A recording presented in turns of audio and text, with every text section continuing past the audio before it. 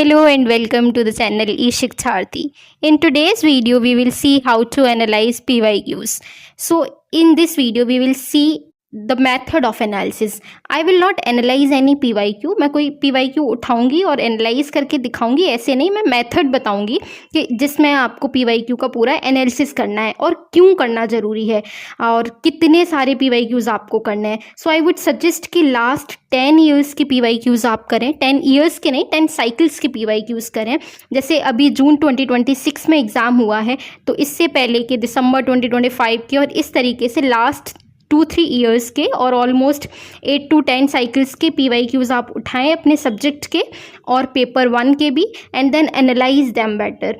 ठीक है, PYQ analysis, number of PYQs मैंने आपको बता दिया कि एटलीस्ट 10 PYQs करें आप अपने सब्जेक्ट के.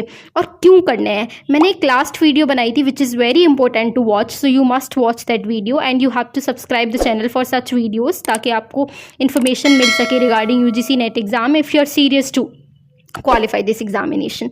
तो उसमें मैंने बताया था कि टॉप 10 मिस्टेक्स क्या होती हैं जिसकी वजह से कैंडिडेट्स को रीअपियर करना पड़ता है हर बार और वो सेम मिस्टेक्स को रीअकर करते जाते हैं. तो उसमें एक मिस्टेक थी कि आप लेटेस्ट पैटर्न से अपडेटेड नहीं हैं, और वो लेटेस्ट पैटर्न से आप कैसे अपडेटेड हो पाएंगे, वो आप हो पाएंगे PYQs को एनालाइज करके. सो PYQs की इंपॉर्टेंस बहुत ज़्यादा है किसी भी एग्ज़ाम को क्वालिफाई करने के लिए, and specially exam like UGC net. अगर आप नेट क्वालिफाई हो रहे हैं और JRF भी आपको क्वालिफाई करना है, तो इस तरह के इस एग्ज़ाम को क्वालिफाई करने के लिए आपके लिए PYQs एनालाइज करना बिकम्स वेरी वेरी इंपॉर्टेंट. सो क्या है इंपॉर्टेंस PYQs की? रिकरिंग कॉन्सेप्ट हमें पता चलते हैं कि जो कॉन्सेप्ट बार बार पूछे जा रहे हैं, हमें उन कॉन्सेप्ट को पता चलता है और उन कॉन्सेप्ट और आइडियाज़ को फिर हम पढ़ पाएंगे और उन पर ज़्यादा एम्फेसिस दे पाएंगे, then we will able to maximise our marks. Similarly high frequency topics हमें पता चलते हैं कि जो बहुत ही ज़्यादा बार पूछे जाते हैं, सिमिलर तरह के टॉपिक्स पूछे जाते हैं जिनकी फ्रीक्वेंसी बहुत ज़्यादा है.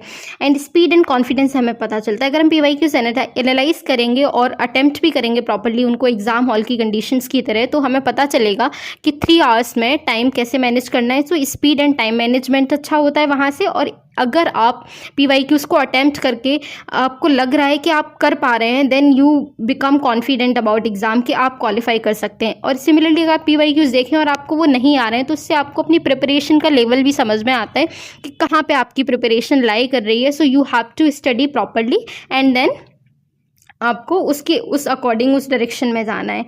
सो नेक्स्ट हमें ये समझना है कि किस तरीके का एग्ज़ाम पैटर्न है हमारा. फर्स्टली भी नो कि फर्स्ट पेपर होता है जिसमें 50 क्वेश्चंस होते हैं, 100 मार्क्स के होता है, और सेकंड पेपर होता है जिसमें 100 क्वेश्चंस होते हैं, 200 मार्क्स का होता है, और टोटल 150 क्वेश्चंस एंड 300 मार्क्स. सो हमें मार्क्स मैक्सिमाइज करने हैं. आउट ऑफ 300 मार्क्स लेके आना है, तो पेपर 1 में भी स्कोर को मैक्सिमाइज करना है और पेपर 2 में भी स्कोर को मैक्सिमाइज करना है. तो आपको ये मिस्टेक नहीं करनी है कि किसी भी एक पेपर को आप ज़्यादा टाइम दे रहे हैं और उसमें ज़्यादा स्कोर कर रहे हैं और एक पेपर में कम स्कोर कर रहे हैं. That is not you have to do. So in first paper also you have to analyse the PYQs and in second paper you also have to analyse the PYQs.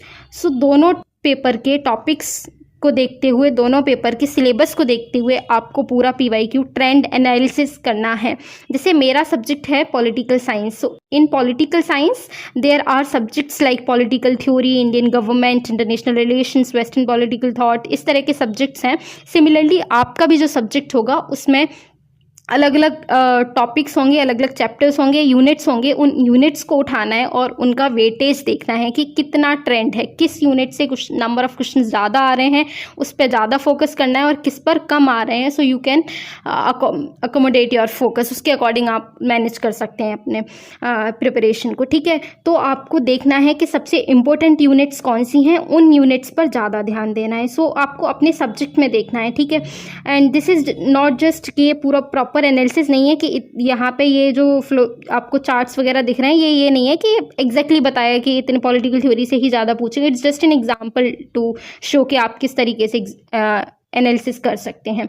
Next, most repeated concepts आपको देखने हैं. अभी तो आपने units देख लिए, अब units में भी ऐसे टॉपिक्स होते हैं जो बहुत बार रिपीट होते हैं. लाइक अगर मैं अपने सब्जेक्ट की ही बात करूं तो justice, equality, federalism, parliament, fundamental rights, इस तरीके के क्वेश्चंस हमेशा ही पूछे जाते हैं. सिमिलरली आपके सब्जेक्ट्स में भी कुछ ऐसे टॉपिक्स होंगे जिनसे जो मोस्ट इंपॉर्टेंट और रिपीटेड कॉन्सेप्ट्स होते हैं या टॉपिक्स होते हैं, उनसे हर बार कुछ ना कुछ क्वेश्चन पूछना कंपलसरी होता है एग्जाम में। वो आपको PYQ से ही पता चलेगा और आप उसको उसी तरह से उन टॉपिक्स को ध्यान दे सकते हैं उस पर।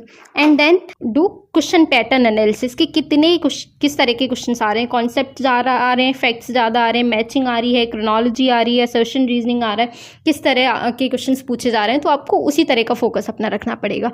लाइक इन माई एग्ज़ाम बहुत क्वेश्चंस आ रहे थे पिछले कई साइकिल से क्रोनोलॉजी के, तो ये समझ आता है कि क्रोनोलॉजी बिकम्स इम्पोर्टेंट। ठीक है, लेकिन अभी जून 2026 में नहीं आए, थोड़ा सा पैटर्न बदला, लेकिन उससे पहले बहुत क्वेश्चंस आते थे क्रोनोलॉजी के जो डायरेक्टली पूछे जाते थे। तो उससे हमें पता चलता है PYQ से कि इस तरह हमें पढ़ना है और इस तरह के क्वेश्चंस को हम कैसे हैंडल कर सकते हैं एग्ज़ाम में, ताकि आपको एग्ज़ाम हॉल में जाके वो शॉक न लगे कि ऐसे क्वेश्चंस कैसे पूछे गए या ऐसे क्वेश्चंस कैसे आ गए। यू ऑलरेडी नो कि ये सारे क्वेश्चंस आप आते हैं, PYQs में पूछे गए हैं, so you are better prepared for them and then you will be able to maximise your score accordingly. Difficulty trend over 10 years, आप 10 ईयर्स या 10 एग्ज़ाम साइकिल्स का देखना है आपको कि किस तरह से difficulty trend, difficult of course होता ही जाता है एग्ज़ाम टाइम के साथ, लेकिन डिफ़िकल्ट से ज़्यादा आई वुड से कि उसका पैटर्न चेंज होता है। कभी फैक्ट से कॉन्सेप्ट की तरफ जाता है, कभी कॉन्सेप्ट से फैक्ट की तरफ जाता है, तो वो ध्यान आपको रखना है, वो ट्रेंड आपको ध्यान में रखना है और उस ट्रेंड के according you have to mold your preparation.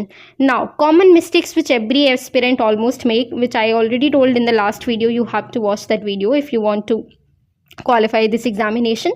So similar mistakes again नहीं करनी है, इग्नोर नहीं करना है PYQs को, बहुत सारी बुक्स या रिसोर्सेज नहीं उठाने हैं, पेपर 1 पर भी सेम फोकस रखना है और रिवीजन करना है प्रॉपरली। एंड देन मॉक्स से ज़्यादा आप PYQs पर फोकस कर सकते हैं और टाइम मैनेजमेंट को भी उस तरीके, PYQs को सिमिलरली आप एग्ज़ाम हॉल की तरह ही ट्रीट करें और उसी तरीके से पहले उसको अटैम्प्ट करें, तो आपको टाइम मैनेजमेंट में भी इशू नहीं होगा। और लेटर आप उसको एनालाइज करें कि जो क्वेश्चंस आपके गलत हुए हैं वो क्यों गलत हुए हैं, और ऑप्शंस वगैरह को भी एनालाइज करें ताकि आपको पता चल सके कि नेक्स्ट टाइम उन क्वेश्चन से, उन ऑप्शन से भी कुछ क्वेश्चन बन सकता है and you are able to mark right.